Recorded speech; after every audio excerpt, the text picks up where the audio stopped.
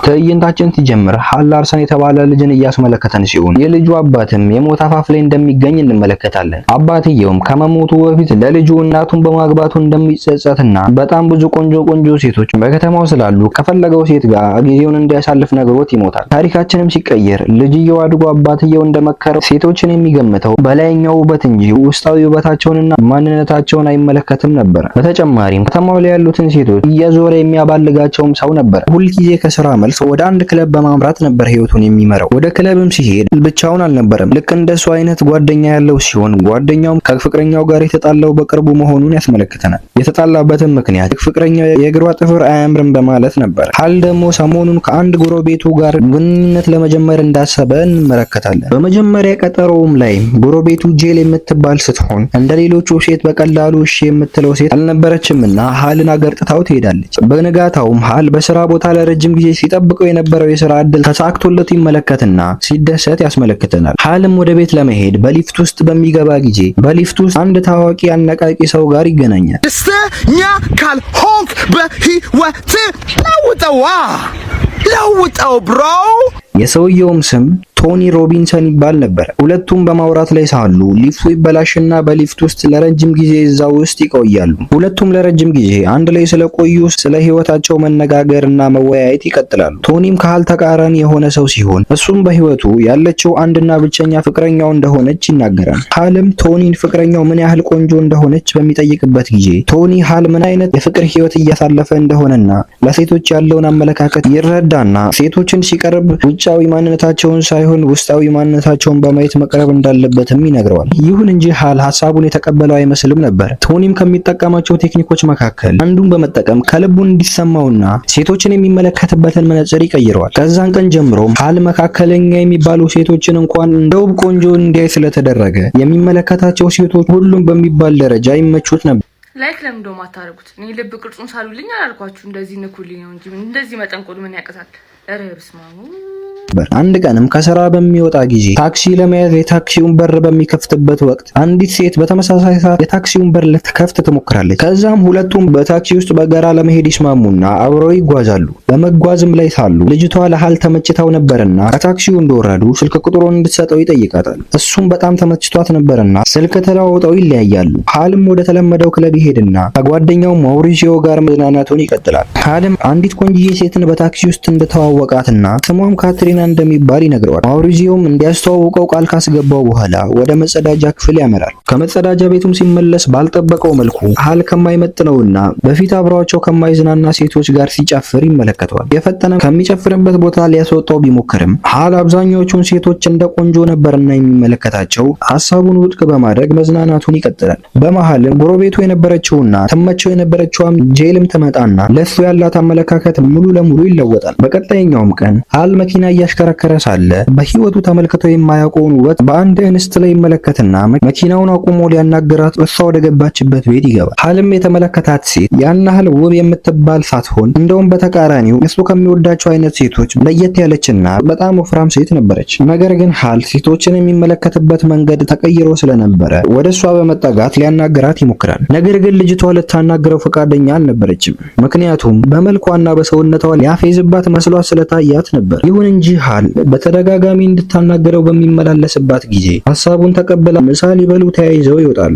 የልጅቷም ስምም ሮዚ ሲሆን የምትሰራውም በአንድ የህፃናት ሆስፒታል ውስጥ በጎ ፈቃደኛ ሆና እንደምታገለግል ትገልጽለታለች። አስተናጋጇን መታ ምን ልታዘዝ ብላ በምትጠይቅበት ወቅት ሃል አንድ ሳላድ ያዛል። ሮዚ ግን በሜኑ ላይ ካለው ምግብ ግማሹን ነበር ያዘዘችው። ሃልም በመጀመሪያ ግንኙነታቸው ይሄ ሁሉ ምግብ ካዘዘች ወደፊት ልታከስረኝ ነው ብሎ ማሰብ ይጀምራል። ሮዚም በወሬያቸው መሃል እሱ በሚሰራበት ድርጅት ውስጥ የፕሬዝዳንቱ ልጅ መሆኗን ይገነዘባል። በድንገትም ሮዚ የተቀመጠችበት መቀመጫ ይሰበርና ትፈጠፈጣለች፣ በክብደቷ ምክንያት ማለት ነው። ነገር ግን ሃል ውፍረቷን አያውቅም ነበርና ወንበሩ በራሱ የተሰበረ ይመስለውና ማናጀሩን ጠርቶ ርካሽ መቀመጫዎችን እንዴት ሊጠቀሙ እንደቻሉና ማስተካከል እንዳለባቸው ነግሯቸው ይመለሳል። መለያ ጊዜያቸውም ደርሶ ሊለያዩ ሲሉ ሃል ቀለበት ሊያስርላት እንደሚፈልግ በሚናገርበት ወቅት ሮዝ ማመን አቅቷት ማልቀስ ትጀምራለች። በቀጣይኛውም ቀን ሃል ሮዝን ከጓደኛው ጋር ሊያስተዋውቃት በማሰብ ወደ አንድ መናፈሻ መናፈሻ ይወስዳታል። ጓደኛውም እንዲህ አይነት ሴት እንዴት ሊጠብስ እንደቻለ በመገረም ከሮዝ ጋር ይተዋወቃል። እሷም አጠገባቸው አለመሆኗን ሲመለከት ስለ ልጅቷ ይጠይቋል። እየሰራ ያለውም ነገር ትክክል እንዳልሆነና ማቆም እንዳለበት ሲነግረውም ፍቅር እውር ነው እንደሚባለው ሀልም በሮዝ ፍቅር ታውሮ ነበርና ሊሰማው አልቻለም ነበረ። በተጨማሪም ተያይዘው ወደ ሮዝ ስራ ቦታን በማምራት ሮዝ የምትንከባከባቸውን 6 ህጻናት ታስተዋውቀዋለች። ልጆቹም በጣም ጥሩና ሀልም አሪፍ ጊዜን እንዲያሳልፍ ያግዙታል። ሀልም ሮዚን እንዲህ አይነት ጊዜን እንዲያሳልፍ በመርዳቷ ይበልጡኑ ይወዳት ይጀምራል። ካፔንስ የተባለችዋ ልጅ ደግሞ በጣም ለሱ ቅርብ ትሆናለች። እሱም ልጅቷን ማሳቅና ማዝናናቱን ስትመለከት እሷም ለሷ ያላት ጥሩ አመለካከት እየጨመረ ይመጣል። በዛን ቀንም ማታ ሀል ሮዝን ይዟት ወደ መኖሪያ ቤቱ ይወስዳታል። በአጋጣሚም ጎረቤቱ ጄል ትመለከተውና በመገረም ሮዝ እሱን እንደማትመጥነው ምልክት ትሰጧለች። ሀልም እሷን እንደተዋትና ከሮዝ ጋር አሪፍ ጊዜን እያሳለፈ እንደሆነ በመንገር ችላ ይላታል። ወደ ቤቱም እንድትገባ በሚጋብዝበት ጊዜ ሮዚ ነርቨስ ትሆናለች። ምክንያቱም ከዚህ በፊት የወንድ ቤት ከወንድ ጋር ገብታ አታውቅም ነበርና ነው። በተጨማሪም ሀል የፈለጋት ለፍቅር ሳይሆን ለሌላ ነገር እንደሆነ በመጠርጠር ቆንጆ እንዳልሆነችና ለምን እሷን እንደመረጠ ስትጠይቀው ሀልም ወዷት እንደሆነና ሌላ ምንም አስቦ እንዳልሆነ ቢነግራትም ሮዝ አላመነችውም ነበርና ጥላው ትሄዳለች። ሀልም ምን እንደተፈጠረና ምን እንዳጠፋ ማሰብና ማሰላሰል ይጀምራል። በቀጣይኛውም ጠዋት ሮዝ ወደ ቤት ትመጣና ይቅርታን እየጠየቀችው እንመለከታለን። አብረውም አሪፍ ጊዜን ያሳልፋሉ።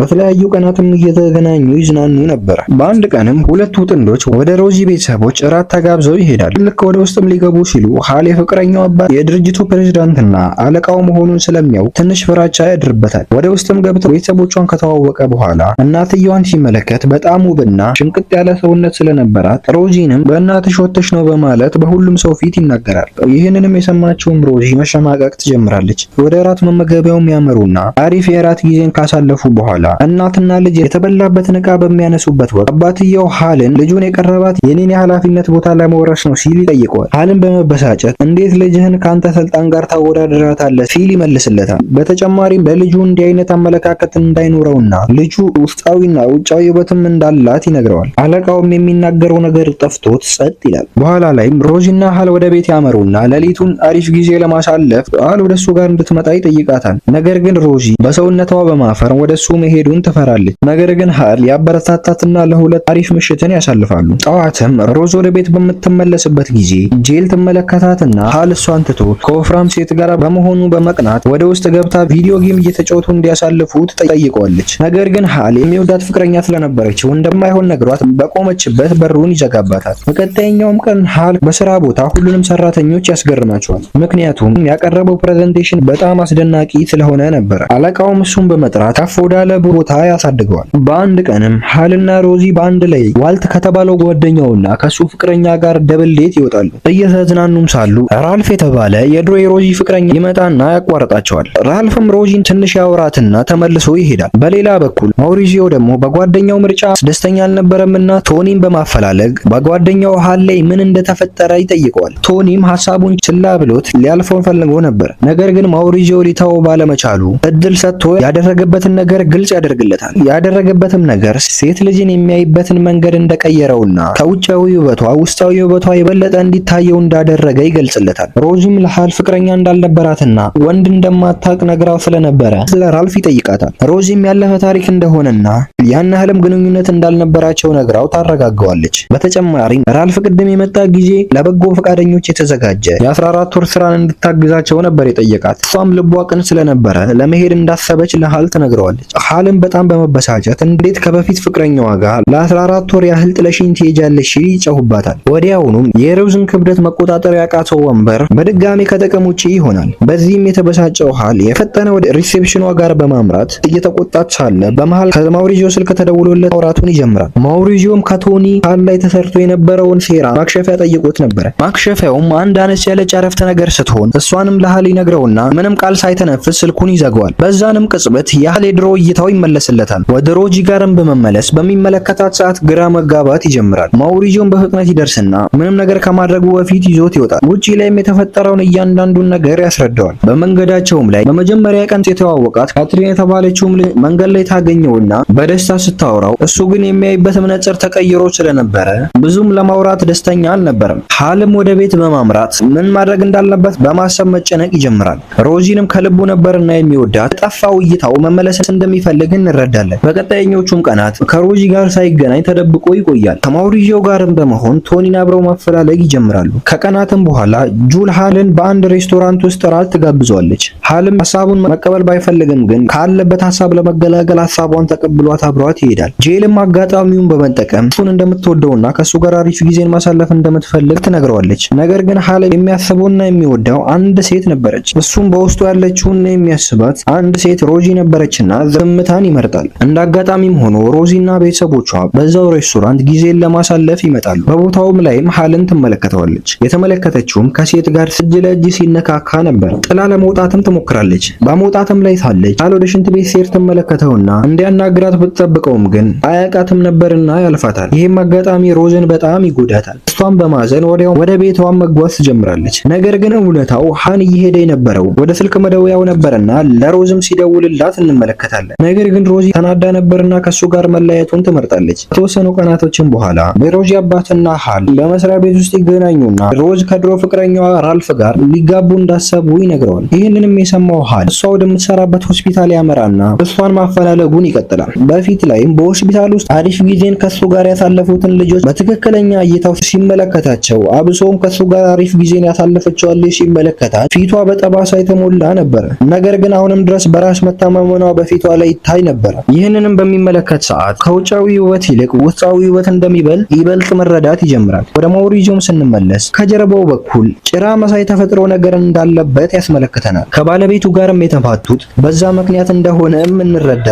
በታሪኩ መጀመሪያ ላይ ግን እንደተረዳ ነው ጥፍሯን አይቶ እንዳልወደደው ነበር። ሴቶችንም እየቀያየረ ጊዜን የሚያሳልፈው በዚሁ ምክንያትም ነበር። ሃልም ይህን ሲመለከት ይደናገጣል። ማውሪዚዮም ልጅ እያለ በተመለከተበት ወቅት እሱም እንዲሁ እንደደነገጠ ይናገራል። ሃልም ሮዚ በድጋሚ ለመፈለግ ወደ ሮዚ ስራ ቦታ ቢያመራም ሊያገኛት ግን አልቻለም ነበር። ነገር ግን ራልፍን አግኝቶት ነበርና እሱም ሮዝ ወደ 14 ወሩ አገልግሎት ለመሄድ ቤተሰቦቿ ባዘጋጁላት የሽኝት ፕሮግራም ላይ እንደምትገኝ ይነግረዋል። ሃልና ራልፍም አንድ ላይ በመሆን ወደ ዝግጅቱ ቦታ ያመራሉ። እዛም እንደደረሱ ሃል ለሮዚ የይቅርታ ጥያቄን በማቅረብ ላይ እንዳለ ሮዚም በሱ ላይ በጣም የተናደደች ብትሆንም ግን ተወደው ስለነበረ በሱ ላይ መጨከን ከብዷት ይቅርታውን ተቀብላ ተቃቅፈው ይሳሳማሉ። ሃልም በደስታ ስሜት ውስጥ በመሆን ከመሬት ወደ ላይ ሊሸከማት በሚሞክር ጊዜ ያቅተዋል። ይህንንም የተመለከተችው ሮዚ እሷ ራሷ ሃልን ተሸከመውና መኪና ላይ ተጭነዋለች። ወደ ማውሪዚዮም ስንመለስ በፕሮግራሙ ላይ አንዲት እሱን የወደደችውን ሴት ይመለከትና ተያይዘው ወደ ቤት እየሄዱ ትዕይንታችን እዚህ ላይ ይጠናቀቃል። ይህ ቪዲዮ እንደተመቻችሁ ተስፋ አደርጋለሁ። ቪዲዮውን እስካሁን ላይክ ያላረጋችሁ ካላችሁ ላይክ አድርጉ። በቀጣይ ባበዱና በሚገራረሙ ፊልሞች እስክንገናኝ ድረስ ቸር ሰንብቱ።